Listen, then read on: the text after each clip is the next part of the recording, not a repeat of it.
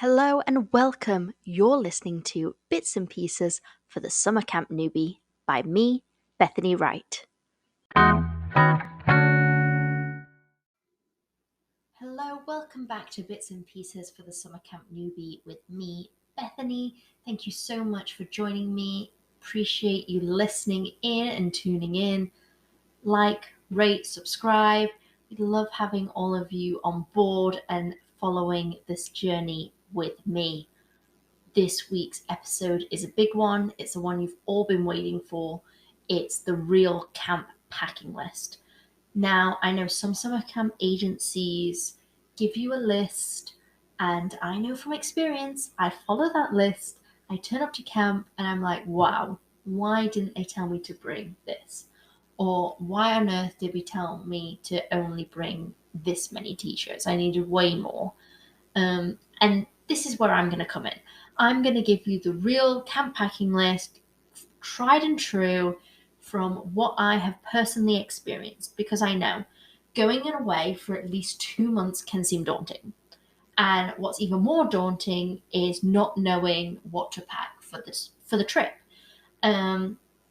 So I want to break it down for you, tell you why you need something, why maybe you can opt for something different, and basically help you through the packing situation and relieve some of that stress, because I know it can be stressful. I've been there, I've done it myself, I've done it for over 10 years now, and please bear with me, I'll explain everything and let's dive straight into it. Okay, so I'm starting off with clothing. Okay, so t-shirts. On a basic packing list, they tell you to just pack 5 t-shirts. Now, with t-shirts, I would include at least one blue one red one green one yellow one purple one black one, and one white one. Now, you may think this is a lot of shirts to begin with, but let me just elaborate.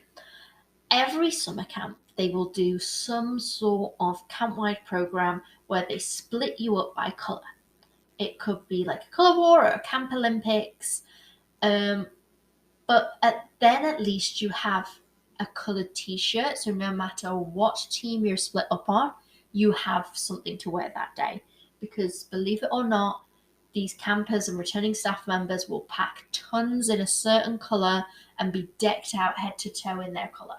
So at least you'll have something to blend in with them. And with these t-shirts, like, have a variety of tank tops, short sleeve, long sleeves. Yes, it will be sunny in the day. However, they're clear nights so you can stargaze. They can be chilly. So you'll want the extra long sleeve. And that leads me straight into the next, like layers. So do you like a check shirt? Are fantastic for this.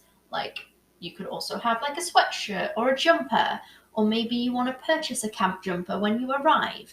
But like I said before, layering is great for those cold nights, foggy mornings, and it's better to have them and take them off than wish that you packed them. I remember my first year, my mum had to send me over a package of jogging bottoms and 2 sweaters because I didn't have enough long sleeves for the nighttime. So if that is anything to go by, do as you wish. Bottoms. Now, I would pack a lot of options for bottoms. I would pack jean shorts, I'd pack leggings, sweatpants, maybe 1 pair of jeans. But this is how I pack, okay? It's going to sound a lot, but bear with me. I pack 2 pairs of jean shorts, a pair of workout shorts, 2 or 3 pairs of leggings. I then pack 2 pairs of sweatpants and a pair of nice jeans. Okay? But yes, that seems a lot. However, it covers all my options. It covers me for camp, and then it covers me for traveling afterwards as well.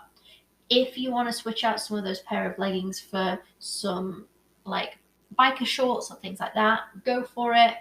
But that's kind of what I personally pack. Next, I'm moving on to swimwear. So if you are a general counsellor, you will be in the water every single day. Okay? So make sure you bring at least 3 different types of swimwear. Okay, you can bring mix and match, whatever you do, but I would say bring at least 3 so you can rotate. So even if you wear one, you hang it up to dry, you wear the next one the next day, but your first one hasn't dried out yet, at least you have that third one in your back pocket you can pull out. Now, people ask me, do I have to wear a full one piece because I'm going to be with children? I would say reach out to your camp. Some camps are very strict in, no, you have to be in a one piece or you can be in a tankini with bottoms. Other people and other camps are very much, wear whatever you feel comfortable in. So definitely reach out to your camp, see where they vibe on the swimwear thing, and then you can pack accordingly. Just be sure that when you're going to be in the water every single day, you're going to be active in the water. You're not just going to be sunbathing. So make sure you put that in mind when you pick out your swimwear. Okay, next is pajamas. So I take 2 of whatever qualifies as pajamas. But note, some camps, it is normal to go to breakfast in your pajamas. That might sound weird, but it's true.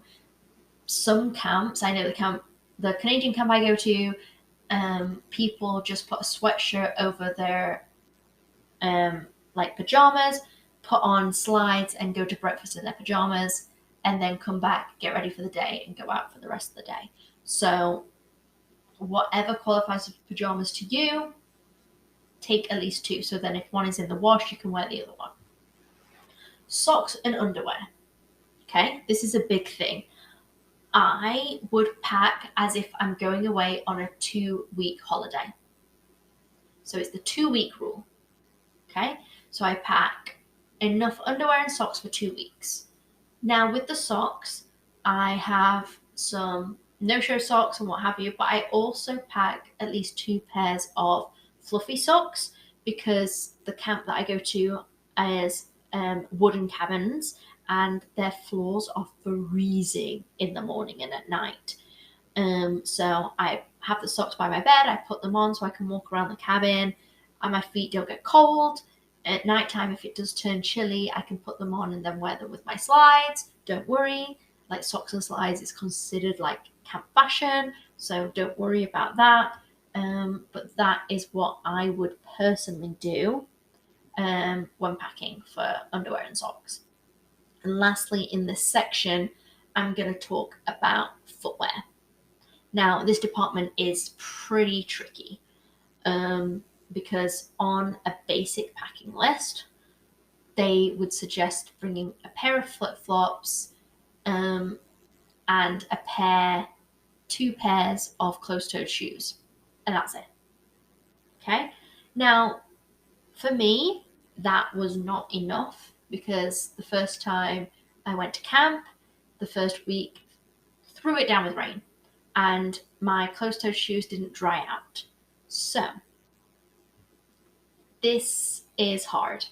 But know that in my experience also, camp is a place where shoes go to retire. They get put through the ringer at camp. There's dust, there's dirt, there's paint, there's water, there's mud. Like the list is endless. So for camp, like I pack 2 pairs of closed-toed shoes that are basically trainers or a Converse type shoe. And I take them there in the thought process that they might not come back and that's okay. And at the end of camp, I'm going to throw them away. And then I also bring 2 pairs of flip-flops or slides. I use 1 pair of those slides for the waterfront and walking around camp. And I use the second pair as my shower shoes. And this is because the shower house at the camp I go to is not connected to my cabin.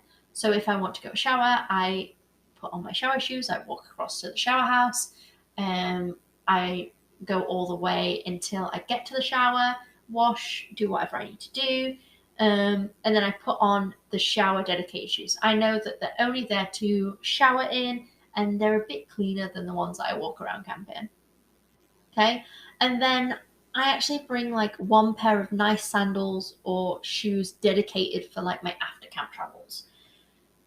So these shoes are comfortable enough to wear on my day off or to wear after camp when I'm traveling around, and I like save them for when not doing camp activities. So if the two pairs of closed-toed shoes do get roughed up a bit and I throw them away at the end of camp, at least I still have another pair of shoes that I've packed, that I know that I like and it's comfortable for my after camp travels. So that is everything in the clothing section. Okay, now I'm moving on to like other clothing items that I personally would definitely pack, but for some people, they're like hit or miss. So the first thing is a raincoat. Now the odds are it will rain when you're at camp. Like it's not going to be sunny 24/7. And just so you know, camp still goes on even if it's raining. You suck up and enjoy it and do stuff that you would do anyway. You can go mudsliding in the rain down the hill. You can have fun um, playing sports in the rain. You can go and splash in some puddles. You bring a raincoat. It doesn't have to be anything fancy. It could just be a poncho if you wanted, but just something that makes it a bit more comfortable to do camp, I would pack. Second thing on my personal list, you heard me talk about my fluffy socks. I actually like pack a cheap pair of Primark slippers. Like those wooden cabin floors are cold, and like if you're traveling around hostels and things like that, it's like a little easy footwear. Like I like keeping my feet clean because let's face it, camp is a dirty place. And slippers just help me like put my slippers on and I walk around the cabin. Or I put my slippers on when I'm in the hostel and I don't have big chunky shoes. Um, and it ticks all the boxes. It takes up next to nothing in your like packing. So slippers for me is what I would like to pack. And then the last and final thing is a sun hat or a cap. Like I said, it's hot, it's sunny, sun safety first. So put that hat on. It's a great role model for your campers. Some camps, when it's really, really hot, will implement um, mandatory hat days as well. So at least you'll have one for your head. Also, it's great the fact that you might not have washed your hair in a few days because you're jumping in the lake or the pool every other day. A cap is a really great way to hide your hair, hide the frizz. So it's a really great option. Definitely have a baseball cap handy. We are now moving on to electronics. Okay, so first thing on the list is an unlocked mobile phone. This sounds silly to say unlocked, but as I feel like most phones these days are made unlocked, but just in the slight chance that yours isn't, make sure that your phone is unlocked before you go overseas. That way that if you do want to buy a phone plan or a phone card when you're over in that country, you can put it in, not a problem. You can also, before you leave the country, ask your mobile phone provider if they have an overseas plan and see if it's cheaper. It's great. But just know that you don't need any of that. When you're out and about, there's Wi-Fi everywhere, like in so many public places these days, that you don't even need an overseas plan or to buy a SIM card whilst you're overseas in the new country that you're in to contact with family and friends home, because there's Wi-Fi everywhere these days. So, but pack your phone. Pack a music device. Now, many camps are screen free. And I understand these days all your music is on a streaming service, but some camps that might not fly. So make sure that you download all of your music to offline, because you might not have Wi-Fi in certain spots of camp and you'll still want to play music. But be prepared to do things old school as well and upload music on an old phone or an old music device. So just ask the questions beforehand at camp. What's your policy on mobile phone use in front of campers and that type of thing, to know what you need to do to make sure that you get your preference of music in your ears rather than the camp music choices that can get repetitive as the summer goes on. Next part of electronics, make sure you pack all of your chargers. Pack all of your chargers. Don't be that idiot that forgets their charger. Secondly, travel adapter. Here's my top tip. I would only purchase one travel adapter and then bring an extension cord. Now, this is genius on 2 levels. In a cabin, there's usually only a few outlets, so charging up your device could be difficult, but an extension cord solves all that problem. And it also saves you money on buying different travel adapters. So if you just buy the one travel adapter, bring a extension cord with like 4 slots, you can plug it in and you can use your hair straightener while you charge your phone or what have you. And it really helps when you're traveling as well, to have the extra outlets. You'll thank me later. A camera. What a great thing to pack. Most people forget that, some camps are screen free, so it might mean that you can't bring your phone out to take a picture. That might be a big no-no.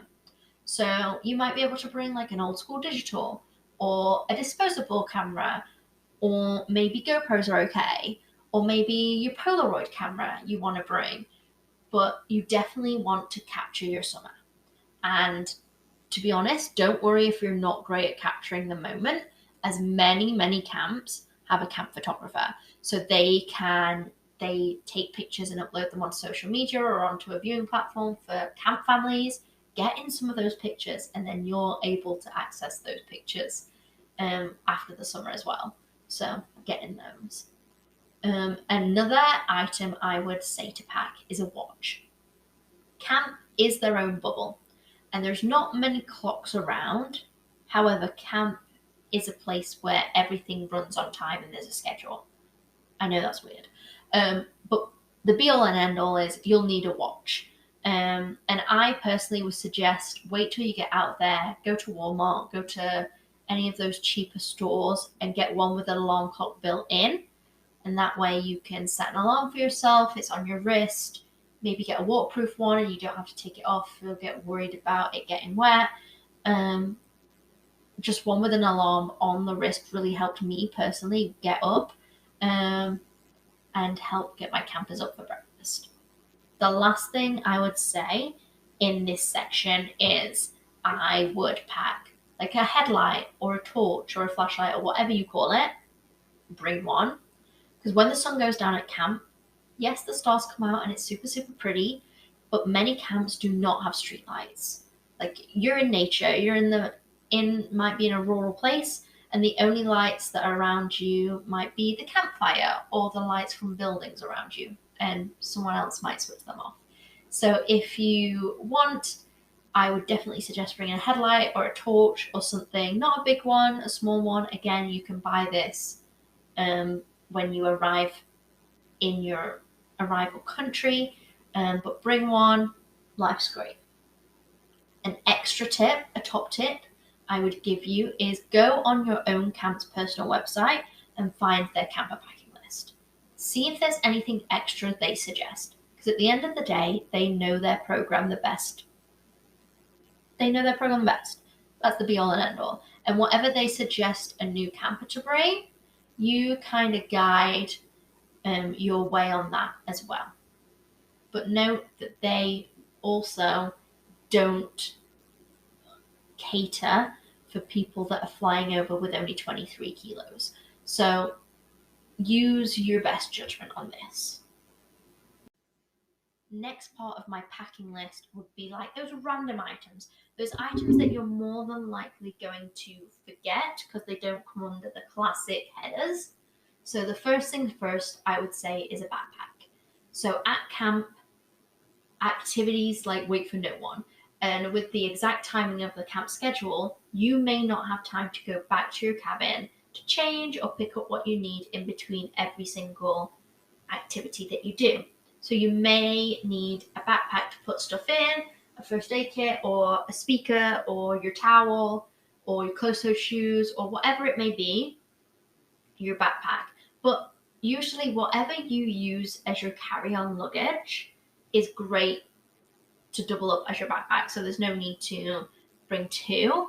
But plus, like, your backpack also would be handy for your days off if you were to do an overnight somewhere outside of camp, or if you're going somewhere for a day trip, that backpack could be double duty for that as well.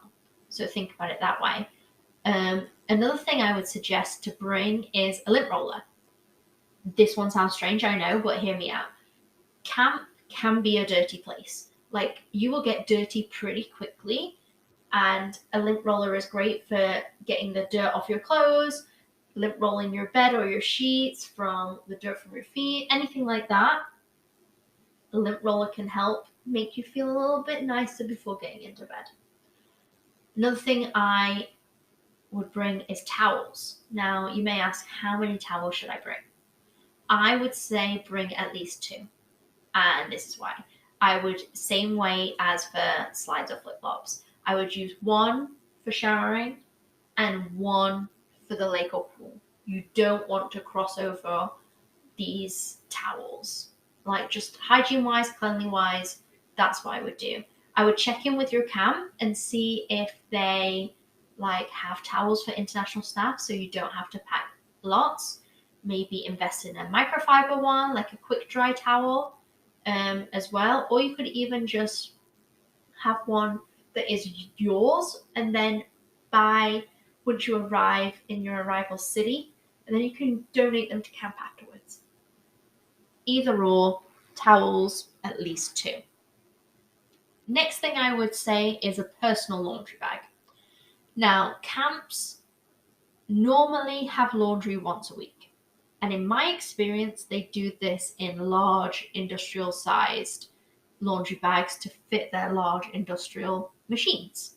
So having a personal laundry bag to put your stuff in before it's laundry day and you put it all in the one, or if you don't have laundry and you have to do laundry yourself, having your own personal laundry bag to walk it over to the machines is a must-have. Also, remember to name all of your clothing, just like when you were at school. Because if you are doing communal laundry, that you're definitely going to get all your clothes back. You're not going to get mixed up if everybody in your cabin went to Primark and got that basic white tee. Make sure you label everything just like you're at school. And the last thing in this random section, I would say, is your toiletries. Now, it's up to you what you would do. We know toiletries are going to take up a lot of room in your luggage. I personally would only pack travel-sized items and then buy the larger items once I've landed at my destination. It just saves a lot of room in your luggage, and it also makes it that it's not going to explode all over all your stuff in transit, which is a win-win in my eyes. So that is like my random items. And then finally is paperwork. So don't forget your passport. Do I even need to explain that? Don't forget your visa paperwork. Bring everything, like your proof of employment, your visa paperwork, your proof of funds, or your flight home, like anything that your summer camp agency told you to print off to just present at the border. Bring it all, and then even make digital copies of everything. So if water gets spilled on something or something like that, you have a digital backup. Okay? And then finally, travel insurance. You need travel insurance. You will need this to be allowed to enter the country at immigration. And then, knock on wood, you'll not need it for any part of your adventure, but at least you have it. Like, make sure all your bases are covered. But I would make sure you have your travel insurance documents with you in your hand luggage whilst you're traveling. because worst comes to worst, if your luggage gets lost, you're not going to have those documents on you. That might cause a bit of a problem. Also, don't forget to pack your wallet or your purse. Have some currency. I would suggest having a small amount of cash on you as well as a currency card. Just because if you are taking public transit or if you are taking a taxi from the airport to your accommodation, some places might not accept card. The card might not get accepted. So just having a bit of an emergency cash on you is amazing. But okay, so that is what my real camp packing list is. That might sound a lot. Pause, go back, save for a later date. I know it's a long list. It might be stressful trying to pack all of that in. But no, you do not need to pack all of it in. You can purchase some of it once you've arrived. But all of these things I've said are things I wish people told me before I did my first summer. So I hope these tips help you whilst you're packing and lift any unnecessary stress before your adventure. If you have any other packing tips, please send them my way. Write a message, write a comment, whatever you need, please let me know on my social media, on my blog. There's a comment section. Please let me know. I love it. And thank you so much for listening. Please rate, subscribe, share it, talk to your friends about it. Maybe they want to come to summer camp and you recommend this podcast to them. However you get the message out, I hope I'm really, really helping you along on this journey. I'm happy I'm here alongside with you. And thank you so much for joining me on this episode. Thank you so much for listening to this episode of Bits and Pieces for the Summer Camp Newbie by me, Bethany. You can find me on social media. I am Brit in the 6 on all my socials. Also, you'll be able to find me on my website where my blog is, www.britinthesix.com. Thank you very much and see you next time.